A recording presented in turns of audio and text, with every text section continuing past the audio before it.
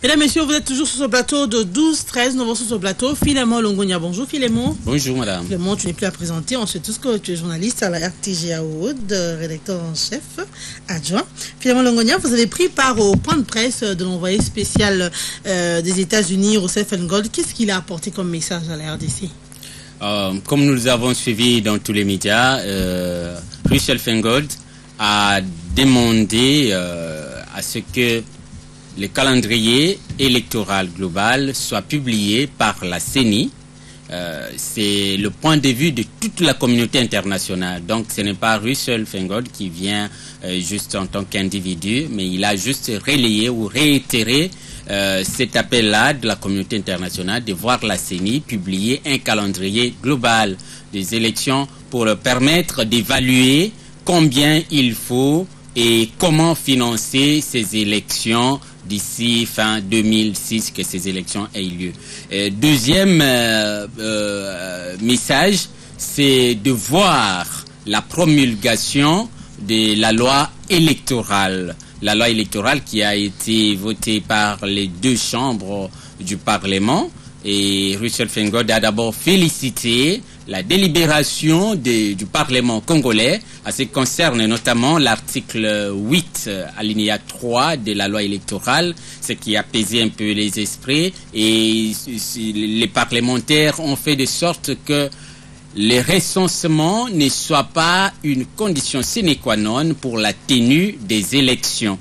Russell Feingold a aussi souligné le fait que le manque de moyens, le manque d'argent ne peut pas constituer un obstacle ou un prétexte pour l'organisation des élections d'ici fin 2016, notamment les élections présidentielle, parce qu'il estime que l'élection présidentielle, c'est une exigence constitutionnelle par rapport à d'autres élections.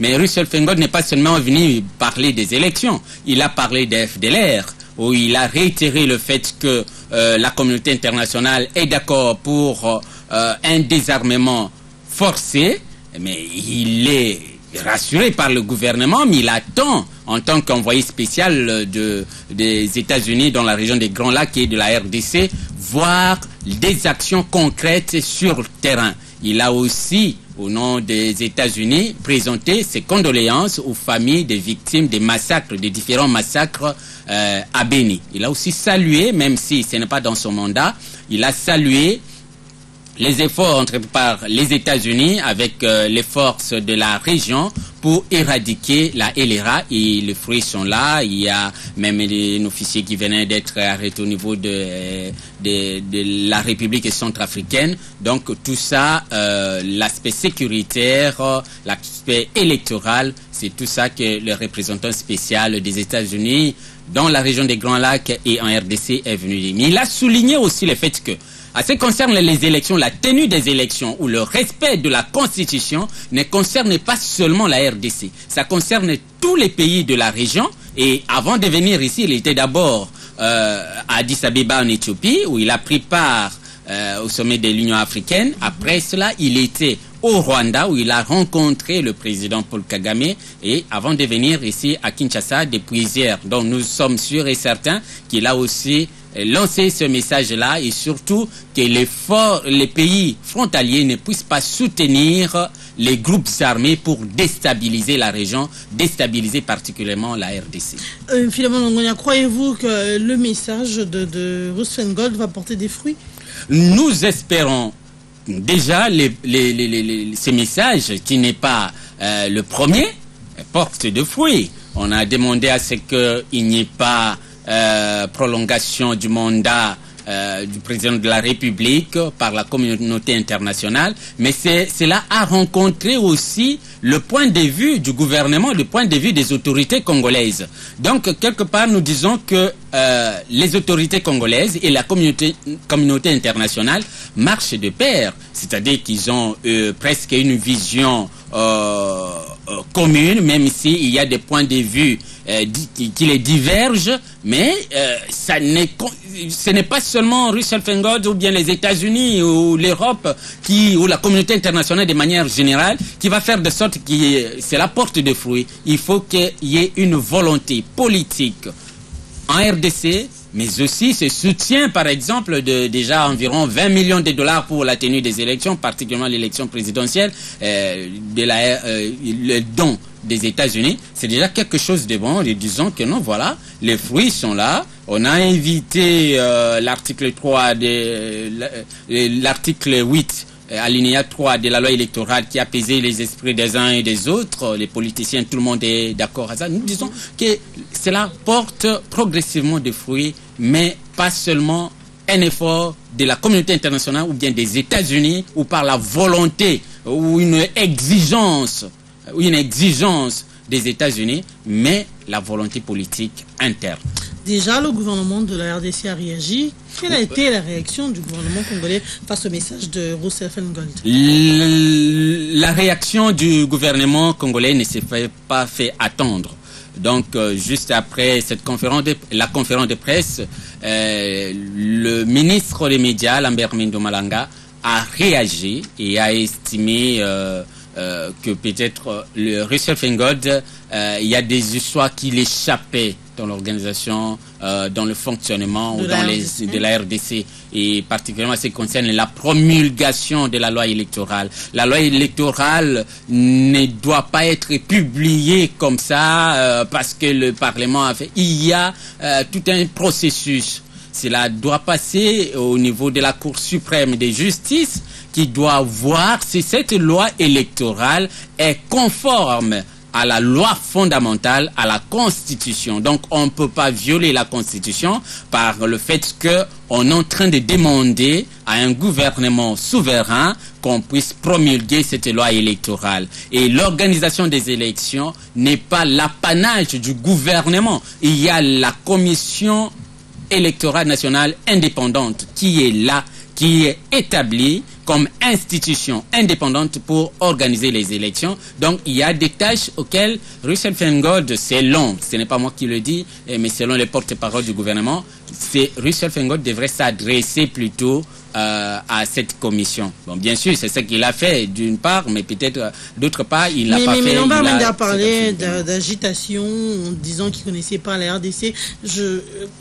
Est-ce qu'on peut comprendre par ce mot-là, agitation, le chef de Russell Feingold, dont Lambert Mende a relevé?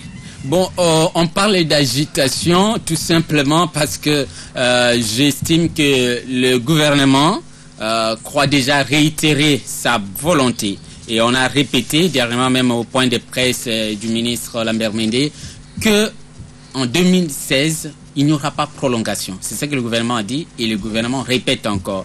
Donc disons que toutes les batteries sont mises en œuvre pour qu'il y ait l'organisation des élections. Même si Russell Feingold revient sur l'organisation des élections crédibles, transparentes, libres, démocratiques.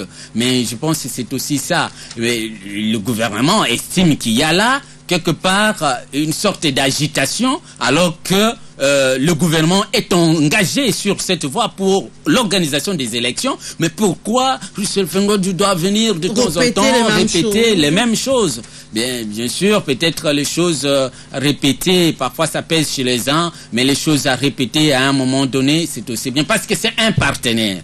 Comme vous le savez, pour organiser les élections, nous avons besoin de partenaires, tant nationaux qu'internationaux. Et Russell Feingold, qui représente les États-Unis, lui-même a réaffirmé, les États-Unis en tant que la grande puissance veulent plutôt donner les moyens plus que les autres pour l'organisation des élections. Donc il n'y aura pas prétexte à ça. Donc comme un partenaire, nous respectons les partenaires, nous respectons leur point de vue, mais le gouvernement de son côté estime qu'il n'y ait pas comme des injonctions à donner au gouvernement.